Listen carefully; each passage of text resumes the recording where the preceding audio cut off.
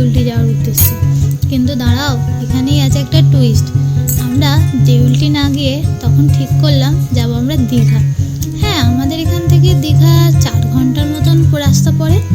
আমার তো খুব মজাই হচ্ছিল, তোমরা তো ভিডিও দেখেই বুঝতে পারছো। আর প্রথমবার বাইকে এত দূর লং ড্রাইভে যাচ্ছি, আমার তো খুব মজা লাগছিল। আর কিছুটা ভয়ও করছিল যে এত দূর রাস্তা ঠিকঠাক যেতে পারবো তো, ঠিকঠাক পৌঁছাতে পারবো তো। প্রথমে ওয়েদার তো খুব ভালোই ছিল, তোমরা তা দেখতে পাচ্ছ। এ দেখো, রাস্তার মাঝখানে মাঝখানে প্রায় এইরকম পতাকা দেখতে পাওয়া যাচ্ছিল এবং কিছু লোকের ভিড়ও ছিল বেশ। 15ই আগস্ট বলে কথা, ভিড় তো থাকবেই। আমার তো খুবই মজা লাগছিল এই নদীর ওপর দিয়ে, ব্রিজের ওপর দিয়ে যাওয়ার সময়। আমার তো খুব মজাই হচ্ছিল, তোমরা সেটা দেখতেই পাচ্ছ। আমরা তখন অর্ধেক রাস্তা অব্দিও পৌঁছাইনি, কিন্তু বেশ ভালোই লাগছিল, ওয়েদার ভালোই ছিল।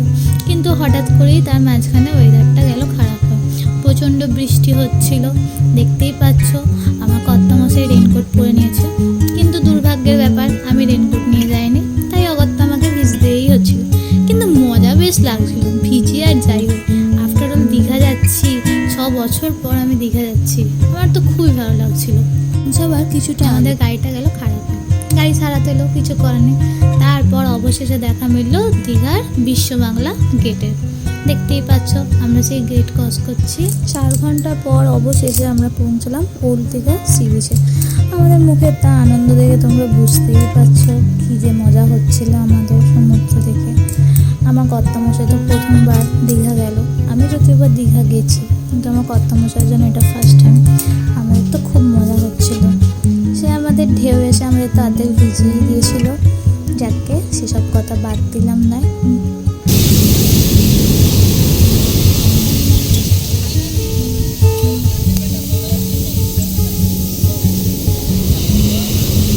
সমুদ্রের কাছে গেলে আমার তো শুধু সমুদ্রকে দেখেই যেতে ইচ্ছা করে। আমার তো খুবই ভালো লাগে সমুদ্র দেখতে, সমুদ্রের ঢেউ আসা যাওয়া দেখতে। তারপর আমরা ওখানে কিছু ছবি আর ভিডিও তুলে নিয়েছিলাম, যেটা তোমরা দেখতেই পাচ্ছ। তারপর আমরা ওখান থেকে বেরিয়ে যাই। ওল্ড দীঘা থেকে নিউ দীঘা যাওয়ার রাস্তায় আমরা দেখতে পাই পুরীর জগন্নাথ মন্দির দীঘাতেও তৈরি হচ্ছে। অনেকটা জায়গা নিয়ে তৈরি হচ্ছে, অনেকটা তৈরি হয়েও গেছে, কিন্তু এখনও কাজ কমপ্লিট হয়নি। কমপ্লিট হতে এখনও বেশ কিছু সময় লাগবে।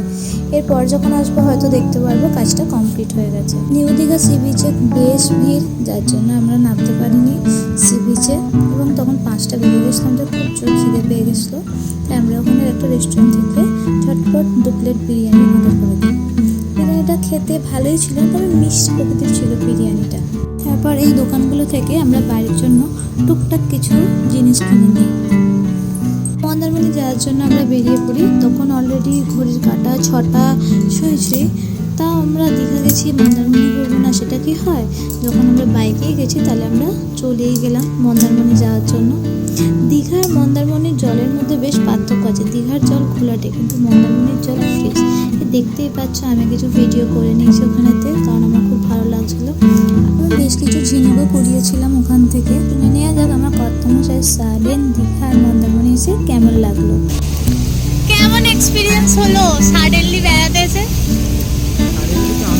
একটু লাউড। ভালো। আমার এক্সপিরিয়েন্স ওয়াও, আমি 6 বছর পর সমুদ্র দেখছি, তাও নিউ দীঘা, ওল্ড দীঘা আর মন্দারমণি। জল পরিষ্কার। শোনো প্রিয়, শোনো দিয়ে মন সেই গাইছে